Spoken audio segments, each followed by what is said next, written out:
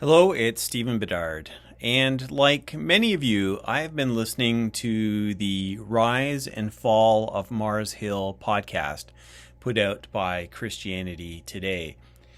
Now, I've noticed on social media that there is some disagreement about the value of this podcast. Everyone agrees it's being produced very well. The production value is extremely good.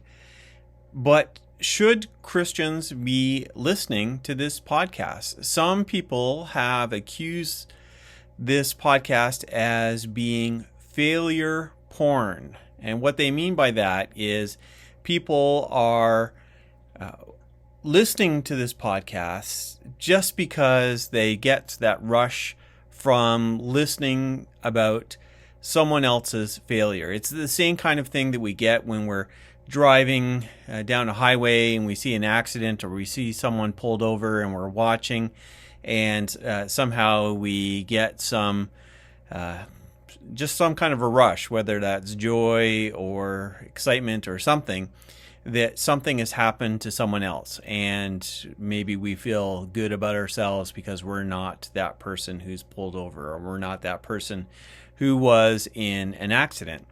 And so maybe some people are doing that with the Mars Hill podcast, that we can look at Mark Driscoll and all the bad things he did, and we can pat ourselves on the back saying, well, I'm not the perfect pastor, but I'm not Mark Driscoll. I've never done the things that he did, so I'm pretty good. Well, the truth is that it could be failure porn. It really depends on your reason for listening to the podcast. If you are doing it simply out of that joy of watching someone else fall, and that makes you feel good, if you get that rush every time you hear about another pastor who fell, that you can have some assurance that you're good because someone else is bad. Well, that's a problem. There is a problem with that. But I don't think that it has to be that way. I think that there is actually a very good reason for Christianity Today to be putting out the Mars Hill podcast, the Rise and Fall of Mars Hill.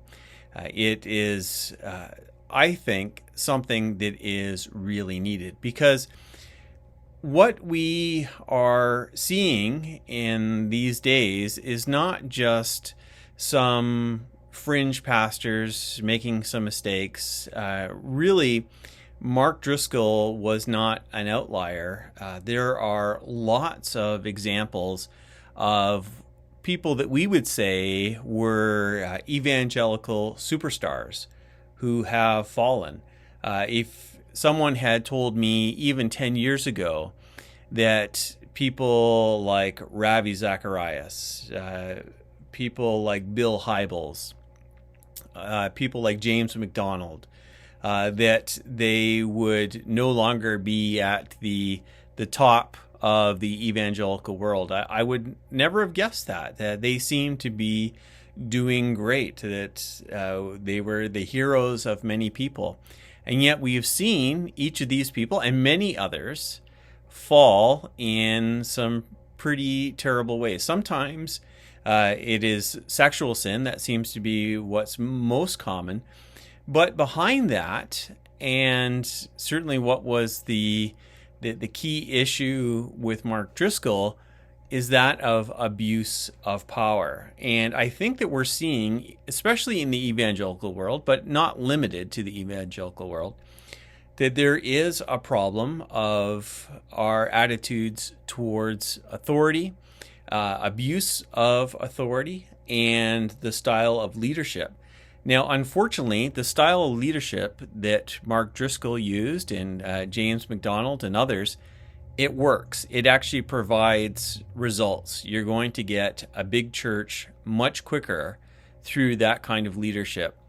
However, it's not biblical, it's not Christ-like, and it's not healthy. But it is certainly a temptation, and these people have had extreme influence on a whole generation of pastors and church leaders. So I think we need to hear these stories. I don't think that we should listen to it with glee. We should be feeling a little bit sick to our stomach after we hear these things. If we're not having that reaction, if we're feeling really good about ourselves after listening to the podcast, then there is a problem. Maybe we need to stop listening. But we do need to hear this. When I think back, before I came back to faith, it was during the time of the fall of the televangelists, people like Jimmy Swaggart and Jim Bakker. That was, I'm dating myself by going back to those years, but it was a time when they were falling, and there were others as well. And what I noticed back then is there was not much being said by the church there. The church was a bit embarrassed. Of course, those were preachers in the prosperity gospel corner of the church, but the impression that I got anyways, whether it was accurate or not is beside the point, was that the church really wasn't speaking out against it. It was just a bit embarrassing, but let's pretend that really wasn't the case and let's move on.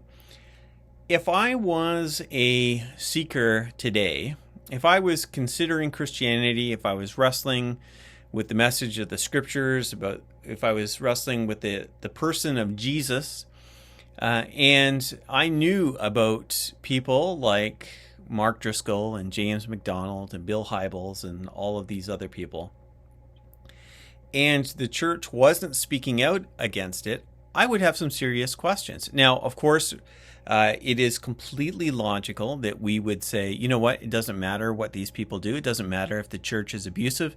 It doesn't matter if pastors are doing bad things. All that matters is who Jesus is, and we should follow Jesus no matter what. That is completely right, accurate, and logical.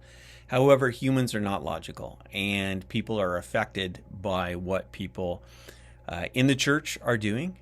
And so if I was a skeptic right now and I came across a podcast like the Rise and Fall of Mars Hill, I would find some encouragement in that. Not in that, oh, look, there's proof that Christianity is wrong, but rather that there is some integrity in some Christians to actually look at the issues that are going on.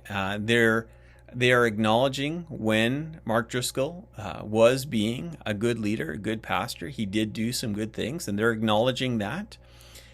But they are calling him out, and not just calling him out, but calling out all pastors and leaders who have fallen into the same trap.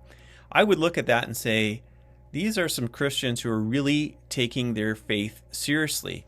They're taking following Jesus seriously, and they're willing to air their dirty laundry in front of the world in order to keep others accountable. And so I would actually find it helpful in a spiritual journey. So should you be listening to the rise and fall of Mars Hill? Well, that's up to you. Listen to an episode or two. What is your reaction? Are you disgusted by the things that you hear? Are you warned about what's going on there? Are you put in a position where you're reflecting upon your own leadership style and the things that you have experienced, and you are desiring to be a better pastor, a better leader, a better Christian? Or are you listening to that thinking, wow, that is so cool to hear all the bad things that Mark Driscoll did, and I feel so good about myself. This is just great. I can't wait for the next episode to see what's the next stupid thing he did, and I can laugh at him, and I can mock him, and I can show him contempt because he was such a bad person, and wow, that makes me feel good.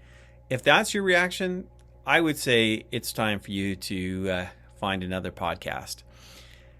That's my first thoughts about the rise and fall of Mars Hill. I continue to listen to it and to learn from it, and I hope that you are as well.